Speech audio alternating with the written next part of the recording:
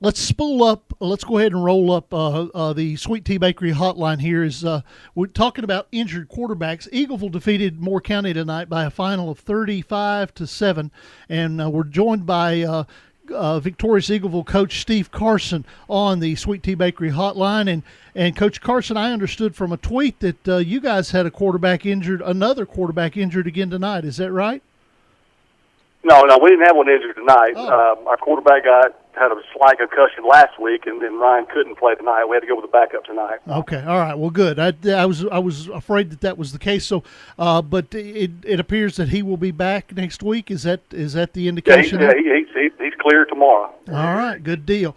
Congratulations, 35-7 win over Moore County. I know that Moore County comes in after a heartbreaking loss, and they look like that they were maybe stumbling a little bit as they came to the finish line. But you expected a big fight from Moore County, and you probably got it, didn't you? Oh, we certainly did. They had it tied up 7-7 in the first quarter, and then playing hard. They played hard all night. It was a tough game. We knew it was going to be a tough game, and we're tickled to come away with a win. We're talking to Steve Carson. He is the head coach for the Eagleville Eagles. As Eagleville gets the win tonight over Moore County to improve to 5-0 in District 9 Single A. Everybody thought in the early part of the year that this game would be for the district championship, and it just so turned out that this win guaranteed you the district title.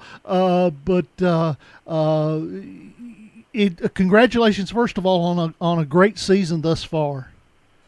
Yeah, that was one of our goals to begin the season was to win the district championship, and tonight we clinched it, and we ain't got a lot of football left to play. I hope we got one more game for sure, and then the playoffs start, and I'm hoping that we continue to play well. You've gotten great production this year out of your tailback, but also your fullback opening holes for him. Chris Hale has gotten all of the accolades for the yardage that he's gotten. But talk about the people that are blocking for Chris and opening holes for Chris. Chris is an outstanding back. He's done a good job this season. Got over 1,600 yards in 9 games. Carrying it about 18 times a game. It's not like he's carrying it a ton of times. But our offensive line starting over the left side, left tackle with Alex Ware and James Merritt and Daryl Smith and Alan Robinson, James Witt and James Merritt, and all those guys have done a great job of opening up holes for them and getting coached up during the week, and I'm proud of those guys for what they've done too. You hold Moore County to 7 points tonight. Obviously, your game plan going in it has been, for most everybody else, is stop the running game of Moore County. How are you able to do that? Well, they run a tricky little scheme over there. Scott does a great job with them, and it was just trying to get 11 hands to the ball, get our checks. Get our checks on defense, and then after that, it's just go make plays, and do what you've been coached to do. And our kids have done that all year.